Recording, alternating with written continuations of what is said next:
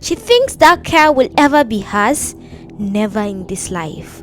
She will never make it in this life. Look at her rags. Imagine this. A girl of 18. School uniform faded from too many washes. A tray balanced on her head. Weaving between Okada bikes on a Port Harcourt street. Calling out, "Kuli Kuli, Akara, come and buy." A silk black SUV rolls up beside her at the junction. Windows tinted, music throbbing low. She taps gently on the glass. Hopeful. The window slides down. 4 faces looked at her. Designer sunglasses, fresh braids, the unmistakable ease of people who had never once wondered where their next meal is coming from. "Ah, see this one," one of them laughed, waving a manicured hand. "Stay away from my car, I beg. Don't even breathe on it." Another leans forward and spits deliberately, close to her feet. "You will never afford a car like this, not even if you sell Kuli Kuli for 50 years. The window goes up. The car speeds off, leaving dust and laughter behind it. The girl does not chase them. She does not cry, not where anyone can see. She wipes her tray with the edge of her wrapper, strengthens her back, and keeps walking, calling out her ways to the next set of cars. Now, fast forward 10 years later. Those same 4 girls, the ones with the tilted windows and the spit and the sunglasses, are standing in the reception of a glass office tower on Trans Amadi Road. Not as a customer this time, as job applicants. Printed CVs clutched in nervous hands, waiting to be called in for an interview. And the woman whose name is on the door of that company, the one about to interview them, she is the same girl who once stood in the road with a tray on her head while they spat near her feet. But here is what nobody tells you about a story like this one. What actually happens in those 10 years between a tray on her head and a name on a building? It is never luck. It is never a miracle. It is a decision made quietly and kept for a very long time. Stay with me, because by the time this story ends, you may find yourself making that same decision. And if this is your first time here, welcome to Tales by Muna. Tap that subscribe button, because what comes next will sit you long after you close this video. In Port Harcourt, when the rain falls like it has somewhere urgent to be, and the markets never truly go quiet, they lived a girl named Ijoma. Ijoma Okoma was the fourth of 6 children, raised in a face me I face you compound in Diabu, where every family's business belonged a little to everyone else too. Her father repaired generators for a living, his hands permanently stained with engine oil. His back bent for years of bending over machines that were never quite fixed for good. Her mother fried Kuli Kuli and Akara from a stall in front of their compound, waking before the clocks did, grinding groundnuts and beans while the rest of the street still slept. There was no space in that house for self-pity. There was barely space for 6 children and their dreams. From age 11, Ijoma helped her mother fry and sell.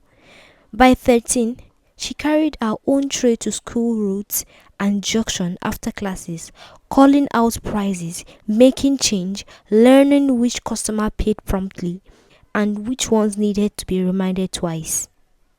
She learned how to read a person's mind before they spoke. She learned how to smile through an insult and keep her hands steady. She learned most of all how to count naira notes without ever looking down. 2 streets from her, in a slightly better built compound, lived a boy named Kelechi. Kelechi Amadi was quiet. in a way that made teachers nervous because his silence was never confusion, it was calculation. His mother, a primary school headmistress, told everyone who would listen that her son would become a professor or nothing else worth mentioning. Ijoma and Kelechi were classmates from JSS 2 at Comprehensive Secondary School, Rumuola. Kelechi always arrived early. Ijoma always arrived late. Tray balanced, breath short from running, the smell of hot oil trailing behind her into the classroom. The other students noticed, and the way cruelty starts small never really changes. Whispers first. Then, one Friday, as Ijoma packed away her trays after school, a girl named Faith, sharp-tongued, well-dressed, always surrounded by an audience, pointed at her and said loudly enough for the whole yard to hear, "See her aunt, always smelling of groundnut oil. My dear, that Akara will not carry you anywhere in this life." Ijoma looked up once. Her eyes met Fate. Then she looked back down and kept wrapping a leftover Akara in newspaper. She said nothing. The silence was not defeat. It was a decision to save her words from something that mattered more. Kelechi had watched the whole exchange from the fence, where he usually sits to read before walking home. Something about the girl's face, not shame, but a kind of quiet arithmetic, stayed with him. The next morning during break, he walked over to where she sat alone with her lunch. "Don't mind them," he said simply. That was the beginning of something that would outlast every insult thrown at either of them. Kelechi began to notice things about Ijoma. How she never wasted an Akara ball. How she rounded change in her favor by exactly 5 naira on slow days. How she kept a small exercise book tucked inside her school bag. One day he asked about it. She showed him without embarrassment. Neat rows of numbers, dates, profits. "On a good day, I clear 1,200 naira," she said. "I'm saving for a bigger frying pan. Bigger frying pan, more akara, more money. More money, WAEC fees, then university, then I can build a house." Kelechi stared at her. "You have already planned university?" "I have been planning it since I was 11, she said, turning a page. "The only question was ever how to pay for it." Years moved the way Port Harcourt's years do, loud, wet, and full of lessons nobody has signed her up for. Ijoma finished secondary school with solid results, honest ones, earned between the frying pan and candlelight revision. Kelechi finished near the top of his set, exactly as his mother had demanded. Both of them sat for JAMB. Both of them gained admission. Kelechi to study mechanical engineering, Ijoma to study business administration at the same university. On the day results were released, Faith, the girl who had once mocked her Akara smelling hands, did not make the cut-off mark. She would try twice more in the years that followed. But by then, neither Ijoma or Kelechi had a single thought to spare for her. They were thinking only for what comes next. The university opened new doors, but it did not close the frying pan. Every break, Ijoma went home to help her mother, and every time, her mind worked the numbers differently now. In her second year, she took an elective in small business finance, and something in her clicked into place. She began reading everything she could find: library books, cracked PDFs on a borrowed phone, about market women who built companies, about how packaging and story would turn the same food into something worth 3 times more to a different kind of customer. One evening in the cafeteria, she slid her notebook across the table to Kelechi. Thicker now, more careful. I want to register a business, she said. He raised an eyebrow. This early? This early, she confirmed. Premium Kuli Kuli and Akara. Properly packaged, properly branded. For people who want the taste of home but want it clean and convenient. Deliveries, social media, the whole thing. Kelechi pulled out his own notebook. Show me the costing. They were not yet couple. They were something harder to name. Two people who recognized each other. They named the business Riverside Bites after the creeks their grandparents had grown up along. Because Ijoma believed every product should carry the memory of where it comes from. They launched the page with 19 followers, mostly cousins. Then Ijoma posted a short, unedited video of herself at a frying pan, speaking straight into the camera.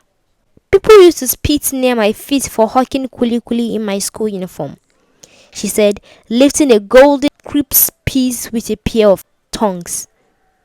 They told me that I would never afford what they had, not in my life. This Kuli Kuli paid my WAEC fees.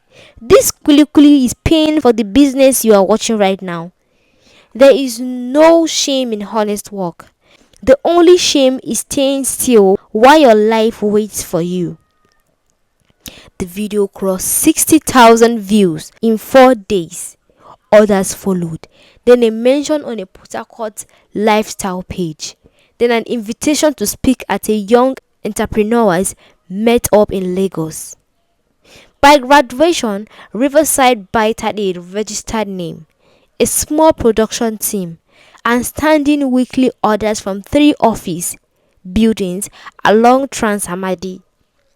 Kelechi joined full-time after school, his engineering mind turning naturally to supply routes and packaging efficiency, cutting ways that Ijoma alone would never have thought.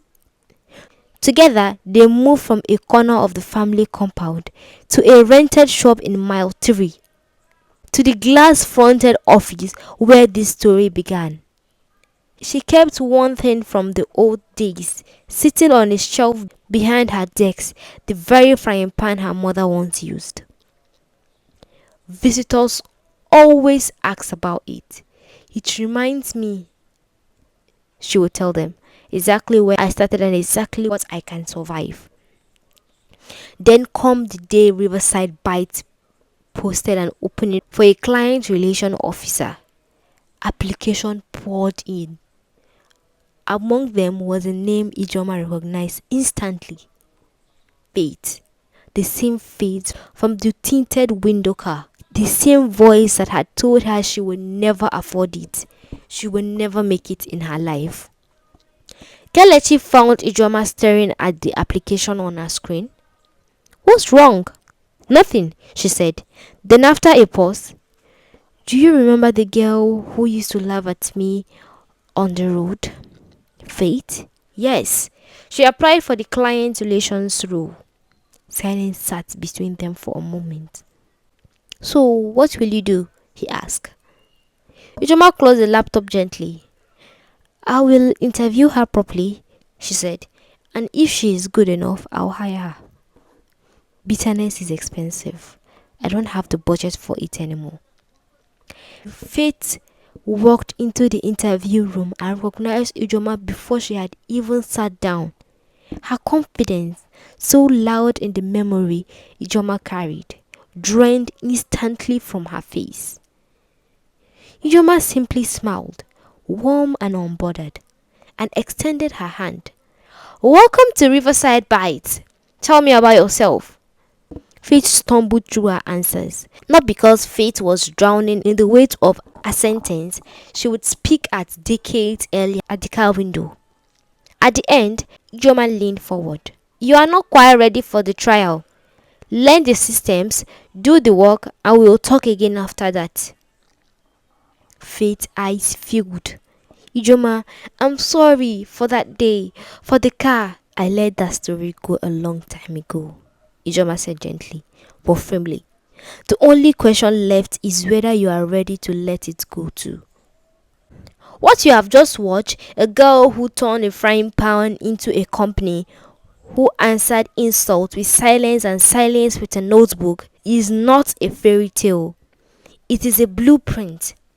Ijoma never waited for a mockery to stop. She never waited to be chosen or noticed or applauded. She picked up her tray and walked quietly, consistently, long before anyone was watching or clapping. And now she owned cars, Lamborghinis, and big houses. The kind of discipline is not reserved for rare people. It is a decision available to anyone willing to keep turning and frying. This week, find the one thing you've been doing quietly without applause and write it down. Not for anyone else, but so you can see it clearly yourself. That unglorious oil scented things might be the exact seed of the life you've been praying for. Don't drop it because people laughed. Keep turning it. And if this story reached you today, send it to someone standing at their own frying pan right now, wondering if it is worth it. Like, subscribe, and turn on the notification so you will never miss the next one. Thank you so much for watching.